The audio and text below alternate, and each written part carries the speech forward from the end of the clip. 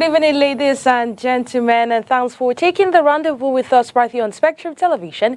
It is the 8 p.m. bilingual newscast. Making news tonight, the fight against urban disorder continues in the Yaoundé 6 municipality.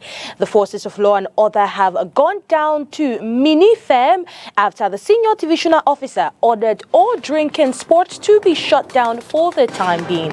Well, our reporter Olivier Bouzike oversaw this entire exercise and will be bringing us information in these newscasts. We talk another story here. An awareness campaign is being carried out in urban and rural areas to promote the consumption of fisheries in Cameroon. The project is, however, at 23%, and we will be listening to more of these in these newscasts with Lila Rengansu. Good evening, ladies and gentlemen. If you're just joining us, it is the 8 p.m. bilingual newscast right here on Spectrum Television. Ines Pangang opens this news in the French language. Good evening to you, Ines. Bonsoir, Onila Donette. Bonsoir à vous, mesdames et messieurs, et bienvenue. Comme annoncé en titre, lutte contre le désordre urbain dans le 6e arrondissement de Yaoundé. Les forces de l'ordre ont effectué ce jour une descente musclée au lieu dit Mini-Ferme. Cela fait suite à l'arrêté du sous-préfet ordonnant la mise sous scellé pour 30 jours de tous les débits de boissons dans ce lieu. Olivier Bouzike était de la partie, son reportage. Mini-Ferme est scellée. La promiscuité a pris un rythme alarmant. Suite à l'arrêté du sous-préfet de Yaoundé 6, c'est la débandade de ce 30 juin. La descente musclée des forces de l'ordre a dévoilé la face cachée de ce secteur lugubre. À chaque mètre de la rue, un snack et une auberge. Refuge des criminels, proxénètes et de la haute prostitution réputée. Le standing varie en fonction des moyens du promoteur. Voici le VIP. Le dernier occupant vient à peine de libérer. Il a manqué de justesse les caméras. Ce dernier n'a pas eu la même chance. Brusquement sorti de ses ébats. Les chambres sont scellées, lui dit-on. L'infortuné est sommé de déguerpir, lui et son hôte. Toutes sont en alerte, c'est le sauve qui peut. Les scellés n'épargnent aucune porte ou celles qui en ont l'air. Sensibilisation à l'appui. Comme on est en train de sceller les autres portes là, ils vont vouloir venir vous utiliser. C'est ça, non? C'est-à-dire venir vous proposer des marchés. Voilà. Quand ça va arriver, on allait faire tout ça. Il y a quelques jours, une agression dans ce secteur a coûté la vie à un agent des forces de l'ordre. Tout à fait normal, même celui-là même qui est couché là, c'est mon frère même. On sait que beaucoup de familles vivent derrière ça, mais quand ça arrive, il y a des meurtres qu'on doit sceller. C'est la goutte d'eau qui a fait déborder le vase. Selon le sous-préfet, l'autorité administrative a frappé le poing sur la table. Depuis hier, nous avons commencé à sceller au niveau de l'EMIA. Aujourd'hui, nous sommes dans la zone de Mini-Ferme et nous avons approximativement scellé 75 établissements, auberges, motels, salles de jeu, bars, qui sont dans les lieux où se refugent tous ces grands bandits, tous ces malfrats. Durée de la mesure, 30 jours éventuellement renouvelables. Une opération de nettoyage est en gestation pour donner une nouvelle image à Mini-Ferme. De retour à Douala, le ministre des Pêches, des Industries animales et de l'élevage, PCA de la Caisse de développement de la pêche maritime le docteur Taïga a présidé ce jour la 65e session de la dite structure, une session purement budgétaire, compte rendu Léla Renganzu. La 65e session du conseil d'administration de la Caisse de développement de la pêche maritime est une session budgétaire. Ce 30 juin à Douala, elle a examiné le rapport annuel de performance de l'exercice 2022 dont le budget avait été arrêté à 1,685 milliard de francs CFA. Les différents comptes l'accompagnant seront également passés en revue, entre autres. Par le compte administratif du secrétaire exécutif, le compte de gestion de l'agent comptable et le compte matière. À l'issue, après avoir délibéré et débattu de ces différentes présentations, le Conseil a adopté les comptes de l'exercice 2022 et donné quitus au secrétaire exécutif et à l'ensemble de ses collaborateurs. Avec pour domaine d'intervention la pêche et l'aquaculture, La CDPM contribue à la réalisation des objectifs du programme du MINEPIA dédié au développement des productions halieutiques.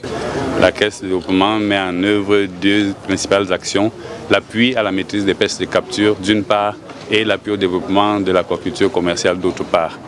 Les principaux résultats qui peuvent être affichés et qui méritent d'être mis en lumière sont la contribution de la CDPM à l'achèvement du projet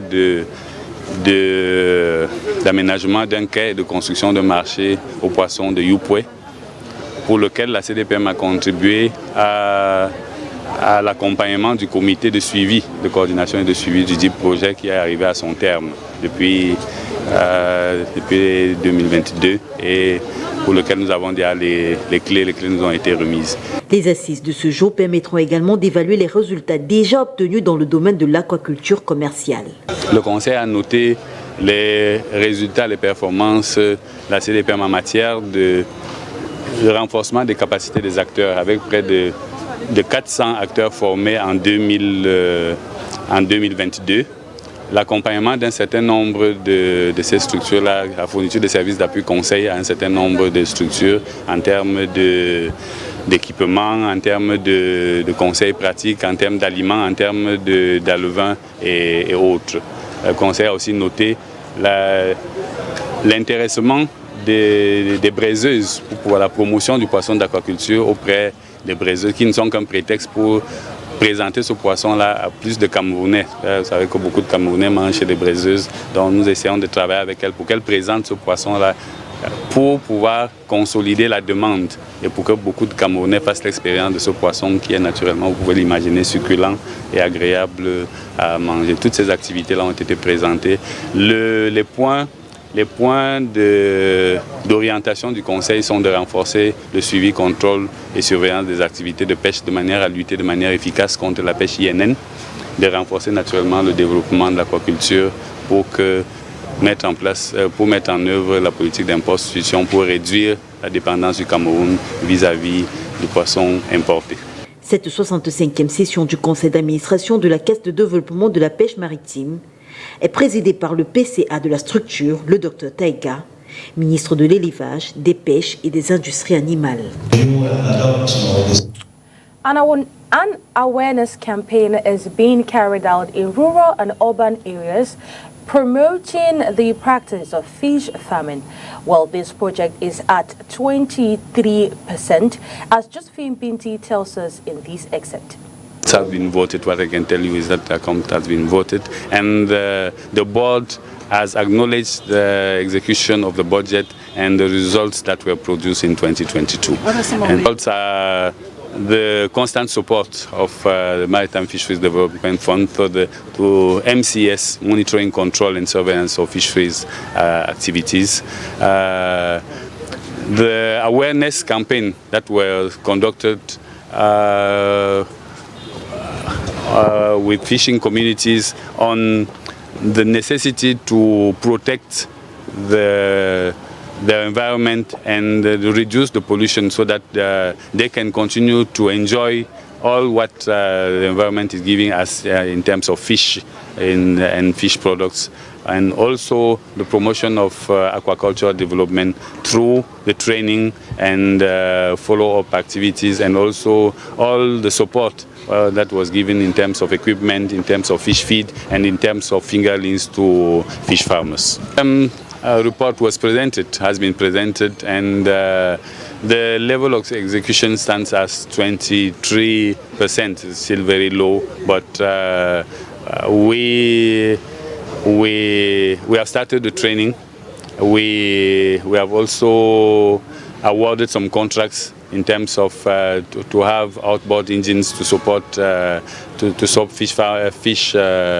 fishing communities. And Rappelez-vous, du 22 au 23 juin dernier se tenait à Paris, en France, le sommet pour un nouveau pacte financier mondial. L'objet étant de renforcer le financement à destination des pays les moins avancés et les plus vulnérables au changement climatique. Dans la posture d'invité ce jour, nous écoutons Jean Ginestar Priso. Il est le président du groupement des entrepreneurs du digital pour le Cameroun. Il revient sur les retombées espérées de ce sommet de Paris.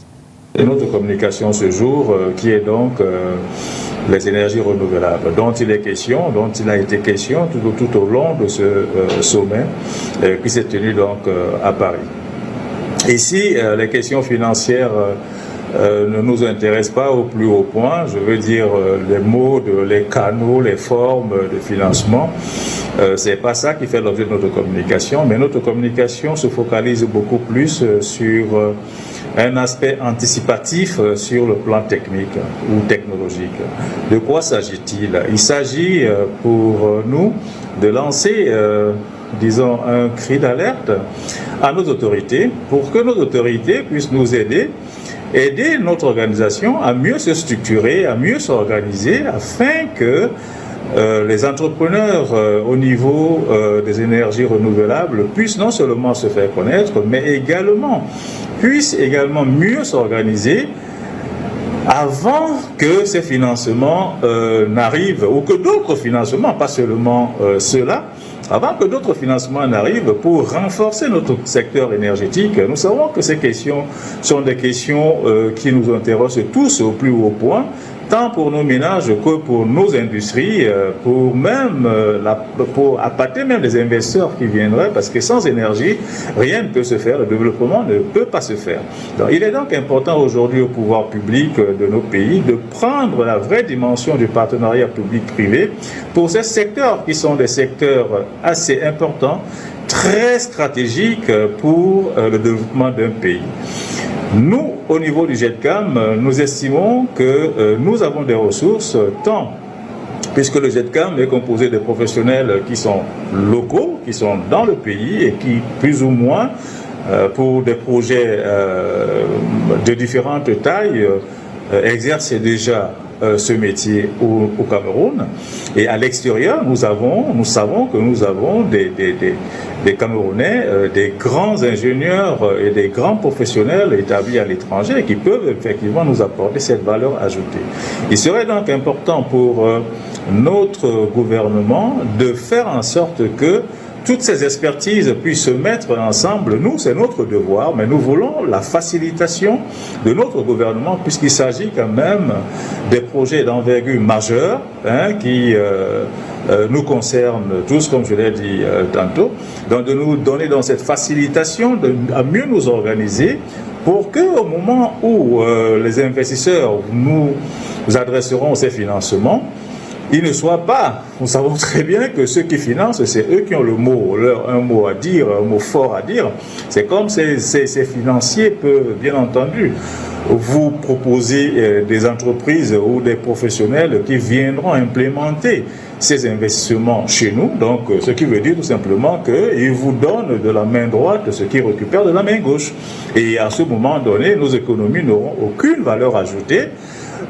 N'auront véritablement gagné ni en expérience même pour la grandeur et la complexité de tels projets, ni en capacité de maintenance, parce que pour faire la maintenance pour ce genre d'équipement, il faut véritablement être bien outillé. Donc, il est important pour que notre secteur puisse être bien organisé et que nous puissions donc apporter cette valeur ajoutée tant attendue au niveau de nos gouvernements pour des éclairages, pour des conseils, pour des orientations. Et beaucoup plus même pour la technicité de ces projets, parce que ces projets vont, bien entendu, avec les qualités des ressources naturelles dont vous disposez, puisqu'il s'agit quand même du soleil, du vent, des matières à recycler et autres. Quelles sont les formes d'énergie qui nous seraient beaucoup plus profitables, beaucoup plus efficaces pour augmenter notre capacité énergétique? The intensification of liquidity operation, recovery operation in banks are part of the downforce that comes with Cameroon's commitment with the Economic Bank for Central African State, BIAC.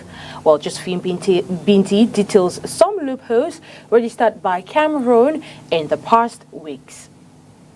According to the weekly operation report that the Central Bank of 6 CEMAC countries has just made available, a total of 23.2 billion CFA francs during a period has been reviewed.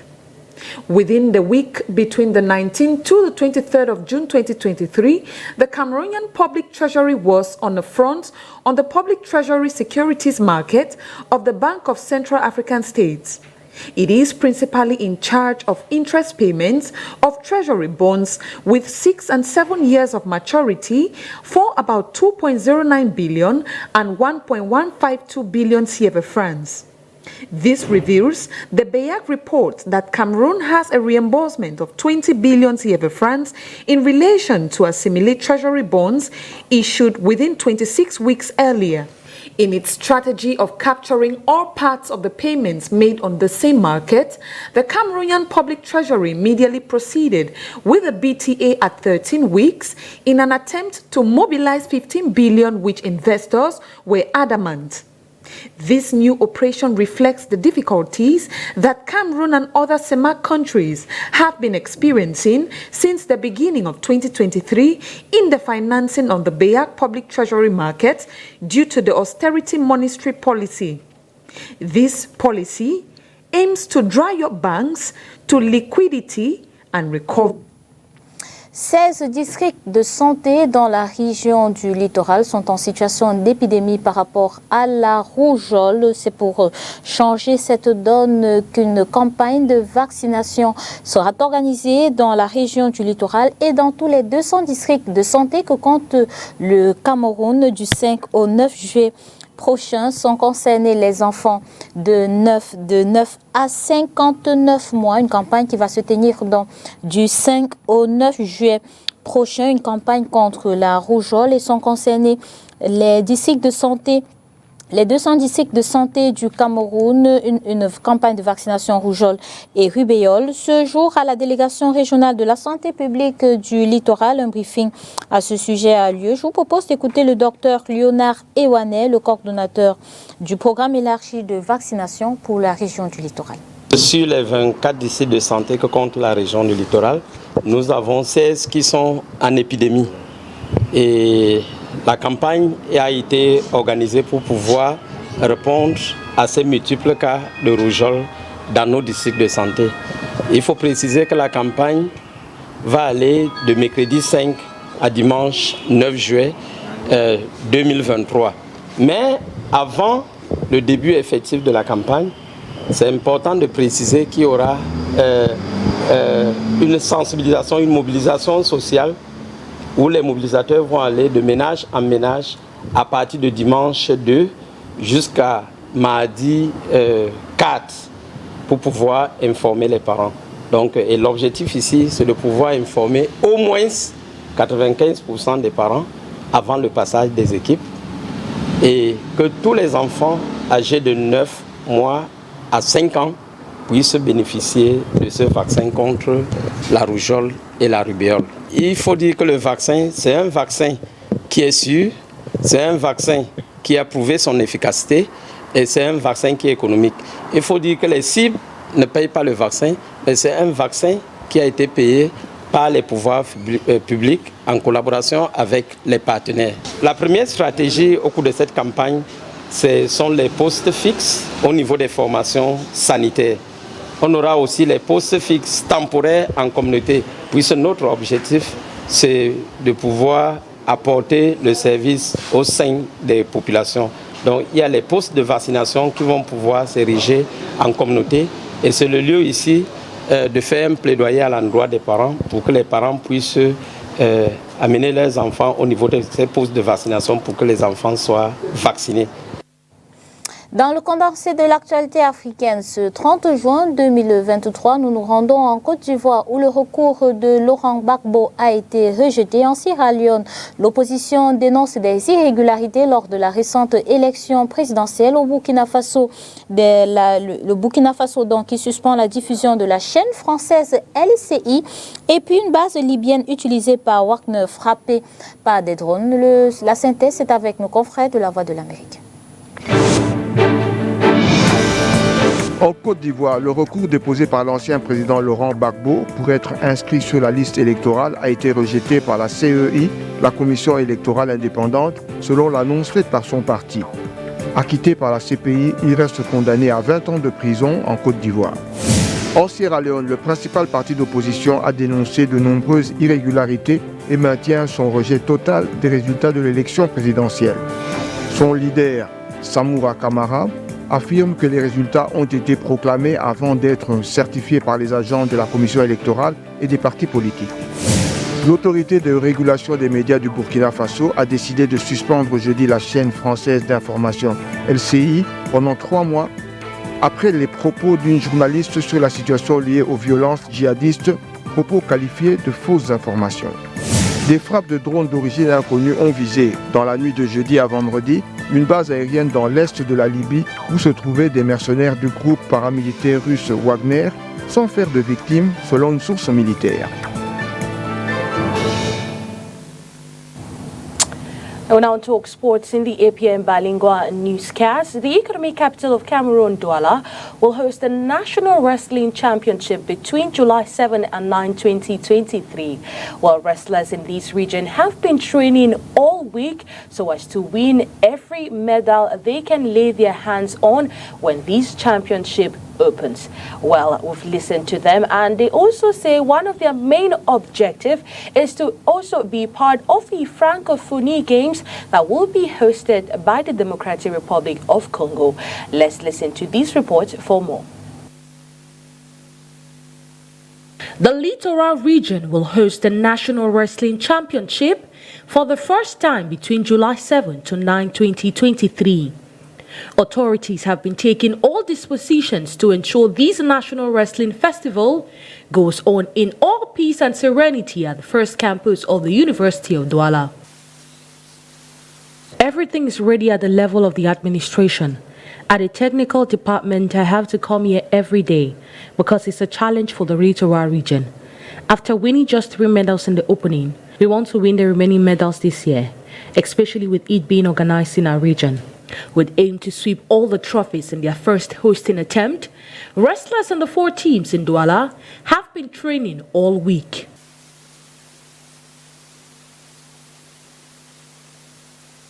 We are in the final stage of our preparations for the national finals of the Cameroon Cup. This is the time Douala will be hosting this event. We are prepared. We work every morning and evening to win all the trophies. For this competition, which also serves as qualifiers for the Francophonie Games, the main objective is to see athletes from the region represent Cameroon in the Democratic Republic of Congo. Our objective is to be Cameroon champions, get wrestlers to represent the country at the Francophonie Games in the Democratic Republic of Congo. This national championship serves as a qualifier for the Francophonie Games. Aware of the task ahead, these wrestlers are doing everything possible to stay in form. De la clôture de la saison se passe dans de très bonnes conditions. Vous voyez, nous sommes là en train de se battre. This is the end of the season and preparations are going on. We are fighting to stay in form and attain our objective, which is to win the first place, and for the most of the medals to stay in the region. Et la plupart des médailles pour rester dans la région du littoral. This competition will focus on 2 main aspects: open wrestling and African wrestling. Cameroon will not be part of the FASI Cup in the Democratic Republic of Congo. The country of Samuel Eto'o reportedly backed out of the tournament due to financial constraints. The FASI Cup is a tournament for countries in the UNIFAC region, and Cameroon won the last edition organized in Equatorial Guinea. In this edition, 4 teams are in competition: the Democratic Republic of Congo, Gabon, Congo, and the Central African Republic. The competition, which opens on July 1 to 7, 2023, with the teams to play each other. Participating countries had a press briefing today ahead of the opening. The team with the highest points wins this edition. The big absences are Cameroon, Chad, Equatorial Guinea, Sao Tome, and Principe. Well, we still, this time around, onto our advertorial page. Spectrum Television, STV, had the pleasure to receive their partner, Le Boisson du Cameroun, in their premises today, who came to present their latest product in the market for tasting. Cristela Sexuelle tells us more.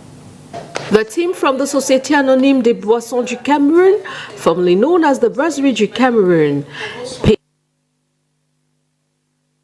paid a warm visit to the Spectrum Television family in their premises and presented your latest product in the market, Gino Pamplemousse, for tasting. Good afternoon, Mr. Director. Thank you for welcoming Boisson du Cameroun in STV. It's a pleasure for us to come and offer you this brand new product. This is to show you that we are faithful partners, and you as a media partner, we can have this new product and we don't come and give you to taste with your various collaborators and colleagues. Alors, chers fidèles consommateurs des produits des Boissons du Cameroun, succombez au plaisir avec Gino Pamplemousse. Très forte teneur en pamplemousse, 10%, vous avez demandé, et les Boissons du Cameroun ont répondu à votre doléance. Partners with Spectrum Television since its creation, it was indeed comforting and suiting to experience this renewed confidence between STV and Boisson du Cameroun through this gesture, says Deputy General Manager of Spectrum Television, Moki Ntsuba. Boisson du Cameroun for taking the time to come out and actually giving us that confidence as a partner to come by and to have a taste of their new product. Yes. Really, we want to say it's really comforting to know that you have us in your heart. Thank you. Thank you. Manufactured and bottled under the international license by the Breweries of Cameroon, this refreshing alcohol-free drink will pleasantly complement your dishes, especially to the delight of the little ones who are now on holidays. Now, it's on that note that we put an end to the 8 p.m. bilingual newscast right here on Spectrum Television. Do have a wonderful weekend in the company of our programs. See you tomorrow, if God willing. Good night to you, Inès Pangam. Bonsoir, Oni Ladonnette. Bonsoir à vous, mesdames et messieurs. Merci d'avoir été dans nous. Disons-nous à demain.